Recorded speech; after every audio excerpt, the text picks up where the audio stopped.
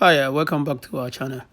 So in this video, I'm going to be talking about the farming in Africa and the challenges and the obstacles and the benefit, the things to expect. Because because I talk with a lot of people like who want to set up a farm in Ghana, especially, and most of the places in Africa. And sometimes when you see other people like the videos, the farm is done and everything is running, and you think, oh yeah, it's just a farm that I need to build. But there are some stuff that sometimes people don't know. So those are the things that I want to bring out today, so that some people will know what to expect when they trying to set up their farm in Ghana or anywhere in Africa. Some places in Africa, but specifically, I'm just going to be referring to Ghana. But I know this will apply to most of the places in Africa. So the first thing is that you have to when getting your land in Ghana. Sometimes you have to expect that you're going to go into a lot of like frustrations from the people that you're trying to buy the land from. That is the one thing that you have to expect. And another thing is, after you get the land, the infrastructures are not there. So the first thing that you have to have in your mind is the water source, because you need the water to build the structure, like the cement and those things. As you can see in this video, that's what we did on our farm. We have to get a borehole, one borehole in the Volta region, and also we have to get 2 wells in the Kumasi farm, to build our structure, like, because the infrastructures are not there. So there's no like pipeline going through the villages and those places that mostly people want to build your farm, because you don't want to build your farm in the city. So after you get your borehole, you have to get these tanks, like the tank on the screen, like these are the poly tanks. You have to buy at least like one that you can store the water in, to get to put it up, to get gravity to supply your water to wherever you need it to be. And those tanks are not cheap. They are very, very expensive. Some of them, the bigger ones, are very, very expensive, from 10,000 going. And the cheapest one, probably that's the smaller ones. You get them maybe about like 1,000 Ghana. But if you want the bigger one, they are very, very expensive to get. So you have to put those things in your budget. And the other thing is getting like electricity to your place. That is the problem. The main thing that, man, you might just give up. As you can see in this video, we have to, this is the Kumasi farm. We have to get about 13 to 15 poles to go to the main line to tap into. And buying the poles alone is a lot of money. And also getting the wires is also another extra cost that you have to count into. And also, as you can see over here, the road leading to where the light that we need to tap into is, we have to make that path into our farm, because it wasn't there like this when we bought the land. So we have to actually hire people to make all of this path, so that we can have easy access to the farm, where the farm is. As you can see, the poles down there, they are the electric poles that we bought to get light to where we are. And the craziest thing is, whenever we were getting the land, we were getting the light to the land, putting the poles in the right place became an issue. If you put the pole anywhere, they will tell you, no, you can't put it over here. Or when you buy the pole, they tell you, no, you have to buy a different pole. Even though the people in the villages, they know that this will help them in the future if some people decide to build over there. But some people don't care, So even though, when you start your farm, you'll be happy starting in. And I will advise anyone trying to start a farm in Ghana to start it. Don't be discouraged by these things, because we have to develop the country. We have to develop Africa, because that's what I see. So don't let these things like bring you down and be like, no, you can't. Because if we don't build the country, there's nobody going to come from anywhere to build it. I'm just sharing this so that you know what to expect. But I'm not sharing this to discourage people to do something in Ghana or in Africa. because if we don't and we just be like it's difficult, so we're going to live comfortably somewhere in someone else's country. Our children will have no future in our own country, and we're going to lose the country to other people, because we have been most people trying to start a farm or businesses in Africa live outside the country, and they send money home. You cannot just live in somebody's country forever. Home is home. One day you're going to have to return over there, or even if you're not planning on returning, you have family members over there, that you have to do something for, so that they can survive on, like, have income coming to them. See, as you can still see, that this road leading all the way over there is the light poles that we are putting, and we have to pay this. I have to pay it out of my pocket, and I kind of put it off for a little while, and I was getting the money together here and there, but finally we did it, and it's all set, ready to go. This is not the only place that I did the light, because I have 2 farms and 2 different places. Same thing in the Volta region. We have to do the exact same thing. Get light poles. We got about 13 poles over there. I think so, but yeah, to get to the main line to tap into, But the benefit of this is once you bring the light over there, if anybody tap into it, you have the right to charge them, to get some of the money back. So this place is not developed that much yet, but anybody who tap into it later on, they will have to come and see us. At least that was what we were told by the electric company people and the chief over there. So if you have to do something like this, don't be discouraged. Even though it's going to hurt when they tell you to do it, and when you try to do it, they still come up with something else that you were not expecting. Yeah, because we have gone through these things, and the light. Once you get the light, if you have to get the light to where you have your farm is, you have to apply for the meter. The meter to use once you get the power, and you also have to go to the electric company to get permit for this wiring thing, because you cannot just hire anybody to bring the electric to bring the power to your place. You have to sort them out, like consult them, also consult the chief in your area.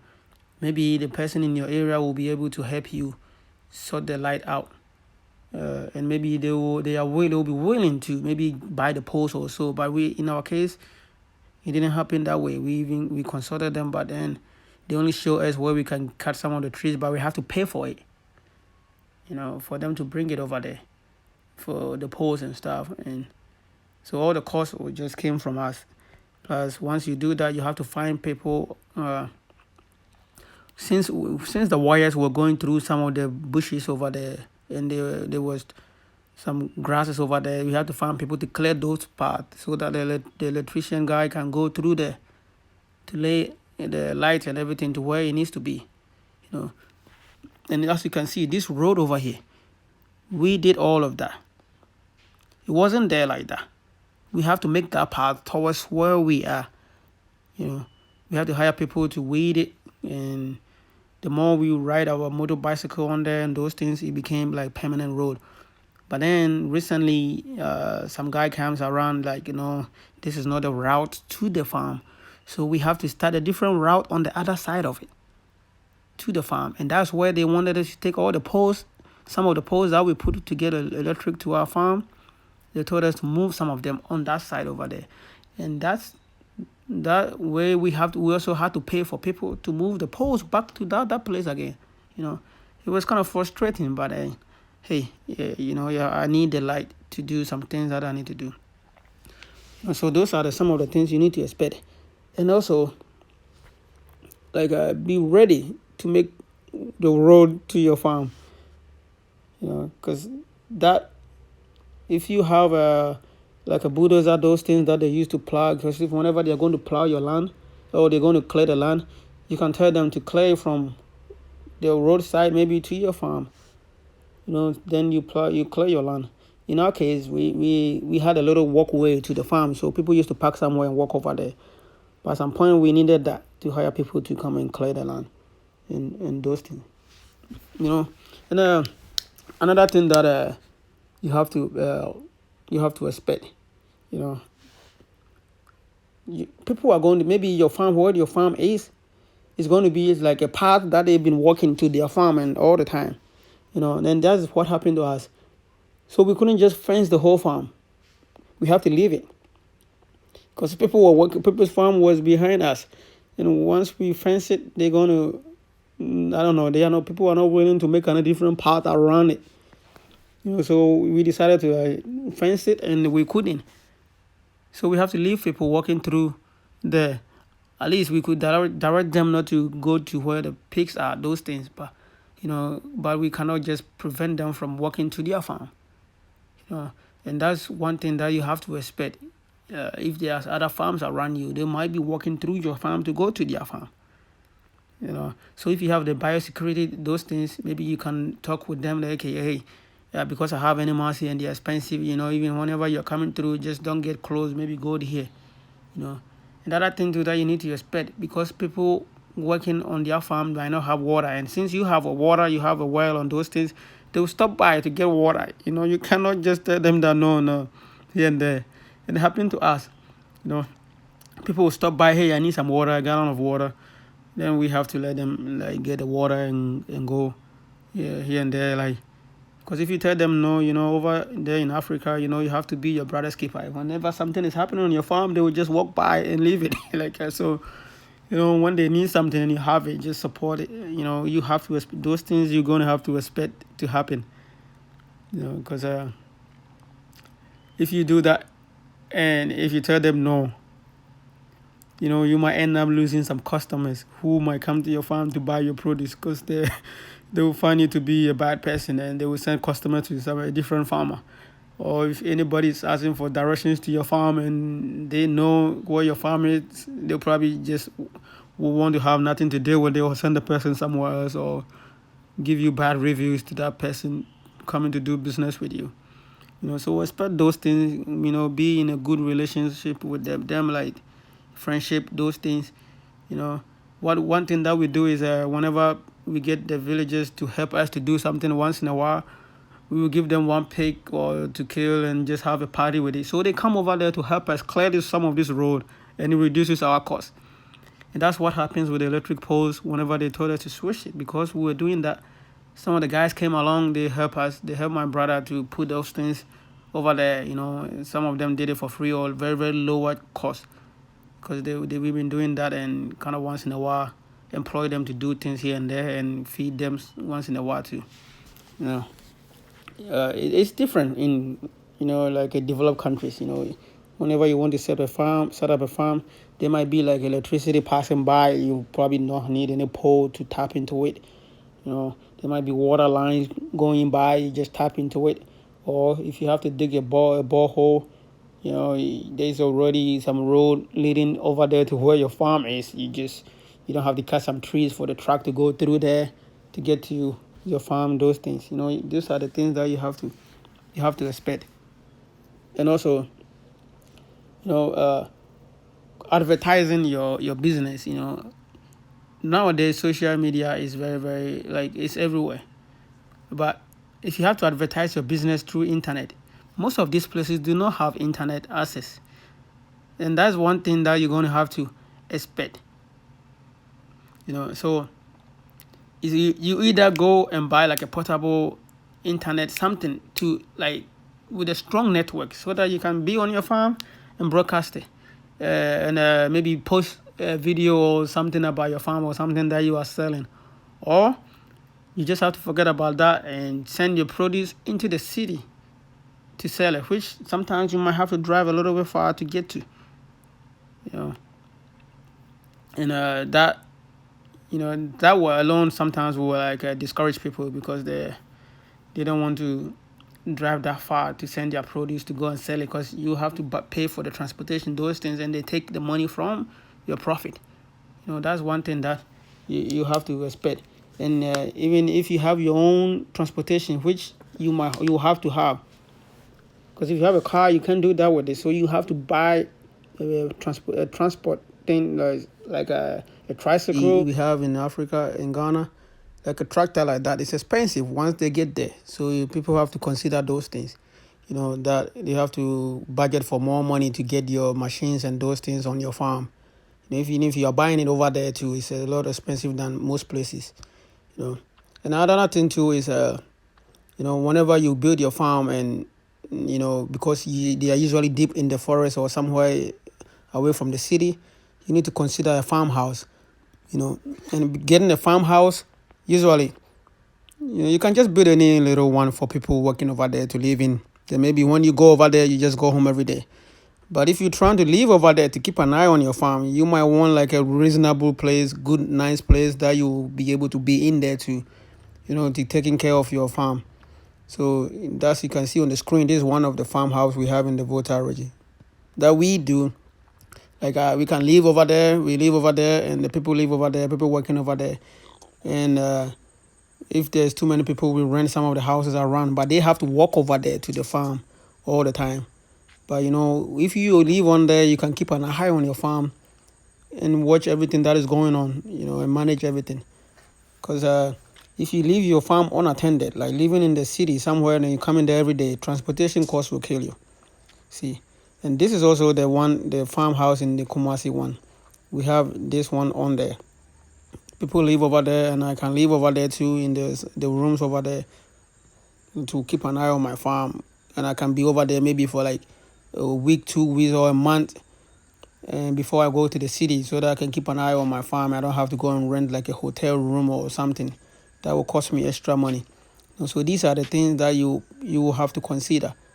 If you know that you're going to live in this big city, then build a farmhouse for people to live in, to keep an eye on the farm. Because if they leave the farm unattended, you might not come back and see your animals or your crop in the right way.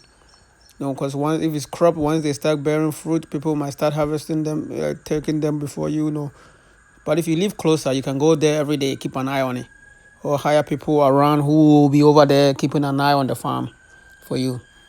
Because I've seen so many times, I've heard this before.